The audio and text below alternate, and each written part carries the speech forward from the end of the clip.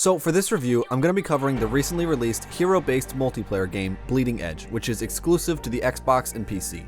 Since this game is multiplayer only, I'm not going to use my standard review format and instead break this down into 3 separate categories, starting with the characters, then the gameplay, and lastly the art and design.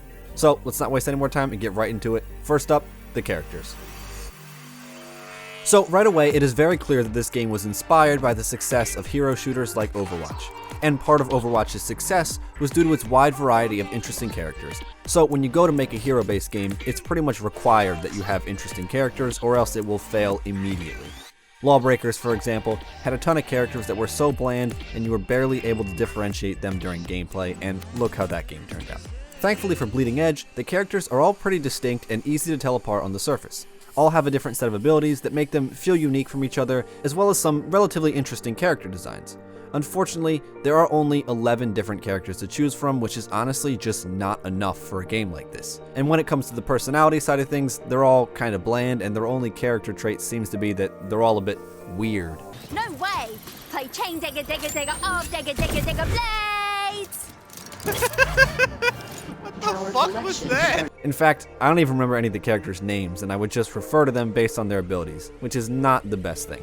Overall, I'd say the characters are pretty good with some solid designs, but they kind of lack the personality that can help them be something more memorable. As I have previously said, Bleeding Edge is a hero-based game, except the twist here is that it is mainly melee-focused. Now, there are a few characters with guns, but the majority of the cast require you to get up close and personal with the enemy team. Each character has a different set of abilities that offer a few slightly different playstyles. There's a couple interesting things like freezing people in place or locking them in a cage, but the majority of them are something we've seen before. You know, putting a debuff on an enemy, setting up turrets, a healing stream, a healing circle, a charge attack, you get the picture. That's not to say that the abilities are bad, because they all work pretty well and are generally fun to use, but it's just that even with the melee-focused combat, it still can't quite shake the trace of the games that came before it. The option to pick between 2 different ultimates is pretty cool though, but the ultimates themselves feel pretty weak in comparison to those from other games. It's kind of hard to just use an ultimate on one person and get a kill. It felt like you really needed to be popping at least 3 ults at the same time to actually do some damage. And speaking of doing things at the same time, that brings me to the teamwork aspect of the game. Since Bleeding Edge is a 4-person team game, cooperation with your teammates is required if you want to win. But this also brings about the main problem I have with the gameplay, which is just the lack of depth. Your abilities at least require an ounce of thinking before use, but the main combat is nothing more than clicking as fast as you can or holding a button, because it's really just a button mashing mess in there. I mean, you don't even have to aim. Both the melee weapons and the guns just auto lock on, so you can really just spam click or hold the attack button. You know, I think the biggest problem with this game is that the combat itself sucks dick. It's just boring. Like with that character, I'm literally just holding. I'm not even clicking. I'm holding left mouse. There are some more technical abilities like parrying and get-up attacks, but that shit kind of just goes out the window because all you really need is a team and you will wipe the floor with the enemy. Seriously, the only strategy here is to team up and have more players. If you're in an uneven scenario, like a 2v1, a 3v2, 4v3, and so on, the team with the most players almost always wins, and it's nearly impossible to even attempt to do damage without a team, as you can get stun locked into next week, even if it's just a 2v1 scenario. And it can become a bit of a mess where it's hard to even tell what's happening. You just end up sitting there and spamming your attacks and abilities as fast as you can, hoping to come out victorious. And it doesn't seem like there's a very high skill ceiling either, and after a few hours of play, I kind of felt like I had already reached my peak and learned all there was to know about the character. It also doesn't help that the game only has 2 modes, which isn't great, and I really think it could have used some more. What we do have is Capture the Point, which we've all seen before, and Power Cell Collection, which is actually pretty interesting. That mode revolves around collecting power cells spread across the map and depositing them at the designated drop points. If you die while holding them, they scatter across the ground, and the first team to 50 wins. It's an interesting concept, and it made for some exciting moments when you were carrying a lot and desperately trying to survive, or when you knew an enemy was holding tons and you were desperately trying to kill him. But even that gets stale after a few hours because there are only 5 maps. I mean, come on. 2 modes and 5 maps just doesn't feel like a full game. And the only other thing driving you to keep playing are some mods and cosmetics. Now, these mods are basically just small upgrades you can get for your character. The problem with these is that they make your character objectively better than they were before, which is a terrible progression system for multiplayer games.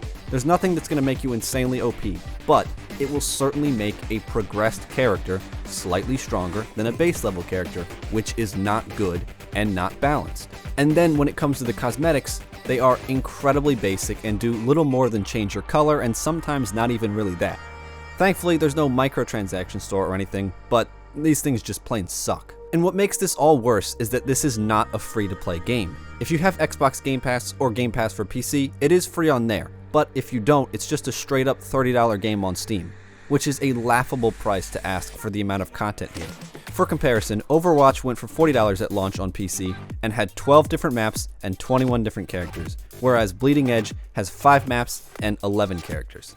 The game also doesn't run particularly well, with the devs locking the game to a max 60 FPS on PC, but I had some drops below that, going into the low 50s, which is bad for a multiplayer game, and I'm running this at 1080p on an RTX 2080.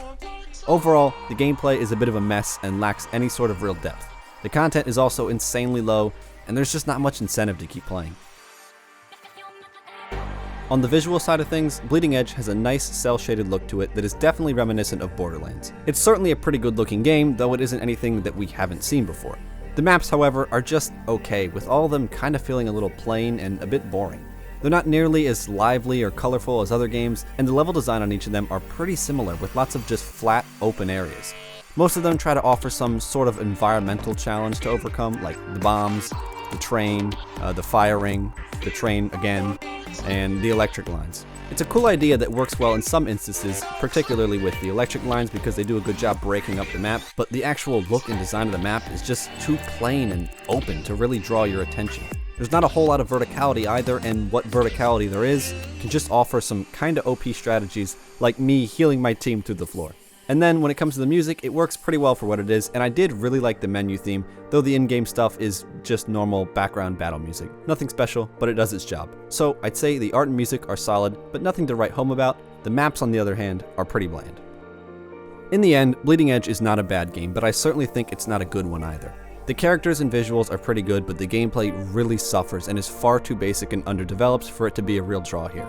And the amount of content at launch is really poor, especially for a game sitting at $29.99. If you're interested in trying it out and have Game Pass, it's not a bad way to kill a few hours, but I certainly can't recommend it for that full price. Alright guys, thanks for watching. If you've played Bleeding Edge, let me know what you think in the comments below or in the poll at the top right of your screen. Due to the quarantine stuff, my spring break got extended a bit, so I got some more time to focus on some new games and reviews, and I plan on having a bit of a retrospective review for State of Decay 2 Juggernaut Edition, where I compare my review from the base game and kind of like re-review it now for this Juggernaut Edition. And then I want to review Resident Evil 3, which is coming out in about a week, so stay tuned. Thanks for watching, and I'll see you in the next video.